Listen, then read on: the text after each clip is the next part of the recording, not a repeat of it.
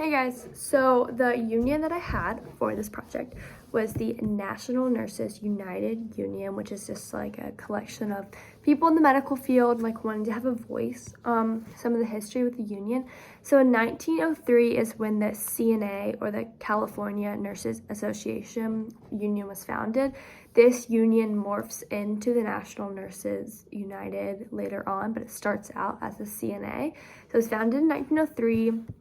In 1905, the CNA became the first in the nation to represent nurses in collective bargaining agreements.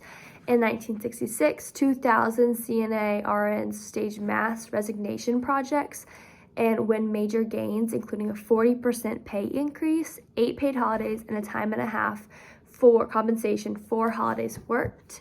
In 1999, California enacts the first in the nation law sponsored by CNA, mandating minimum RN to patient ratios for all hospital units. CNA wins another major legislation, including whistleblower protection for healthcare employees. In 2008, 5,000 RNs with the Pennsylvania Association of Staff Nurses and Allied Professionals, they joined the CNA. And then in 2009 is when the unanimous delegate vote creates the largest RN and union in history, the National Nurses United, which represents 155,000 people. That was just in 2009. And so this is when the three that came together were the California Nurses Association, the United American Nurses, and the Massachusetts Nurses Association. It is still in existence today. So the National Nurses United was founded in 2009 when the three of those combined. Its original leaders and current leaders are still the same because since it happened only 13 years ago. So the executive director is going to be Bonnie Castillo, and its presidents are Deborah Berger, Zini Trinfon-Cortez, and Jean Ross, and they're the original and current leaders.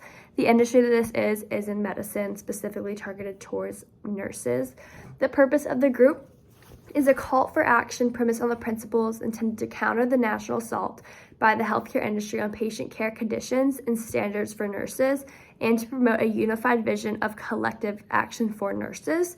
The rights that they aim to protect are going to be equal pay, work limits, so making sure that nurses aren't overworked, accurate compensation for the time that they are being worked, and just having a voice if they have any issues or something that they want to be voiced and heard. The original, it was why it was formed. So it was formed to advance the interests of direct care nurses and patients across the U.S. They promote effective collective bargaining representation to all NNU affiliates to promote the economic and professional interests of all direct care RNs. They win healthcare justice, accessible quality healthcare for all as a human right. They also want to expand the voice of direct care RNs in patient and public policy, including the enactment of safe nurse-to-patient ratios and patient advocacy in Congress in every state. So how many people does it serve? It serves around 155,000 people. It costs around $50 to be, it's an annual fee of $50 to be a member. Some of the benefits that they have an NNU credit card program. They have a 10% discount on malpractice insurance from a CM&F group. They receive a 7.5 commission on each book sold through the partnership links. They are entitled to special discounts with Hertz. They also can receive up to 10% discount on domestic car rentals and 20% for international rentals. They can purchase vehicles from Ford, Mazda, Nissan, General Motor vehicles at fleet pricing at designated dealerships.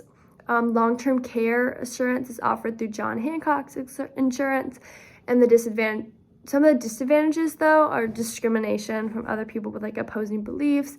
Also, some jobs that I found won't hire because they're in the union, so they have a more tendency to maybe riot or get mad if something bad were to happen. But just some general advantages are just having that strong community where they know that if they are having a problem or something, they can go to their community and their voice will be heard, which is just the biggest advantage for all.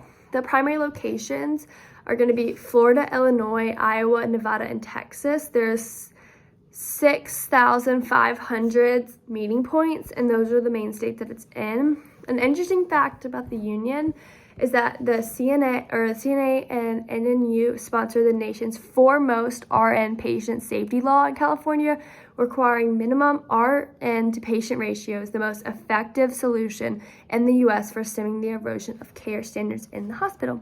And that is the NNU. Hope you all liked it.